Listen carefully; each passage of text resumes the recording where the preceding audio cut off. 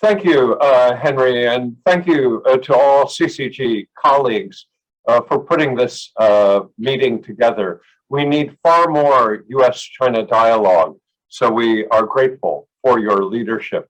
And it's a great pleasure for me to be here with Wendy, Jinshu, Adam, Jeremy, and Yishao Zhun, some old friends that I have not seen for a while. So also, there's never been a better time for this discussion, as the World Bank has cut its forecast for global GDP growth in 2022 to 2.9%, down from 5.7% in 2021. So a cutting of the projected growth rate by 50%. And that is has enormous implications. The World Bank suggests that there are three reasons for the downgrade: Russia's invasion of Ukraine, lockdowns in China, and supply chain disruptions. So I'll make some very brief comments about American business perceptions, particularly towards trade with Asia and with China. If I had to summarize American businesses' overall orientation, I would say that there are many short-term challenges, but still enormous long-term opportunity. But we have to survive the short term to get to the long term. Regarding US trade policy, there's been remarkable consistency between the Trump administration and the Biden administration.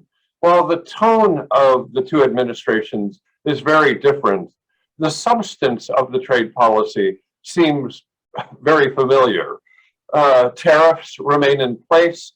There have been expansions of export controls and sanctions.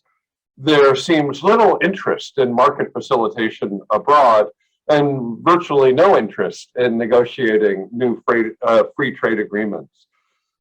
Because the continued focus of the Biden administration is on defensive elements of trade policy, American companies are supportive of the Biden administration's other economic initiatives, and these would include the US-EU Trade and Technology Council, the Indo-Pacific Economic Framework Agreement, and the recently announced Partnership for the Americas. The American business community very much wants greater US engagement with the world, and we understand the administration's wish to focus on supply chains, a multilateral approach to export controls, infrastructure, and investment screening. And we want closer relations with friends in Europe, Asia, and Latin America.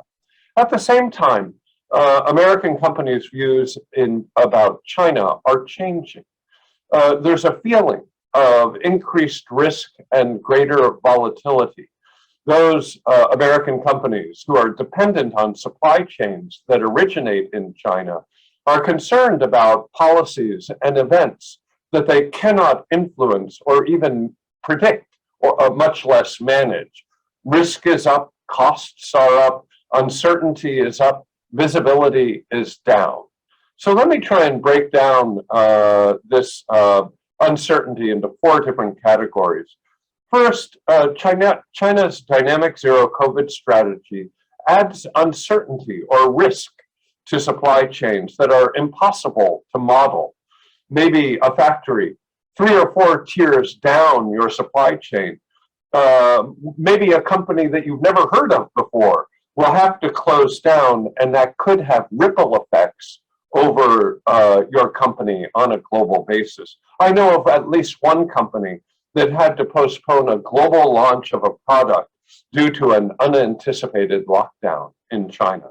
Secondly, China's relationship with Russia, as articulated in the February 4th statement of quote unquote friendship without limits, changes the world in quite a significant manner. We're not certain what friendship without limits mean and how this affects other countries' interests, particularly over the longer term.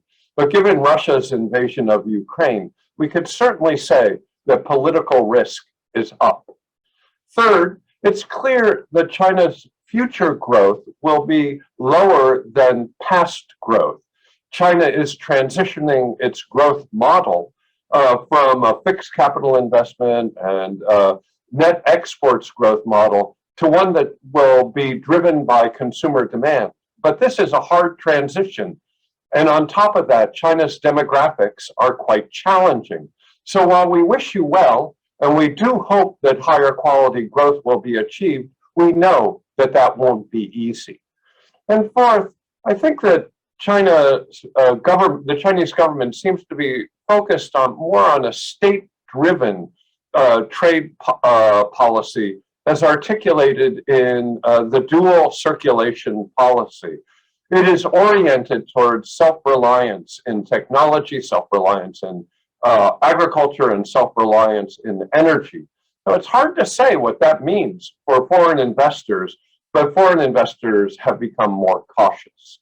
So in conclusion, we are optimistic over the longer term. We do expect China to continue to produce $1 trillion of new GDP growth annually for the foreseeable future.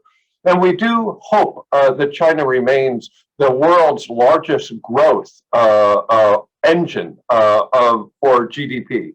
But this is a complex environment, and companies are notably more cautious than they have previously been. Thank you very much.